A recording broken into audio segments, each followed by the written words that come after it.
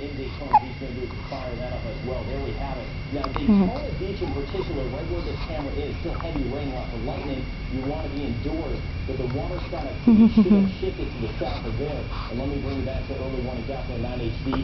This is where we have the issues with, again, a potential water spout moving onshore right near Port Orchard, where we're about to see. We have Edward Courier, he's from Holly Hill. He saw this water spout earlier. He's on line. Edward, this is Brian Schultz. Can you hear me? Edward, are you with us? Edward did see this water spout earlier, right back toward the Beach area.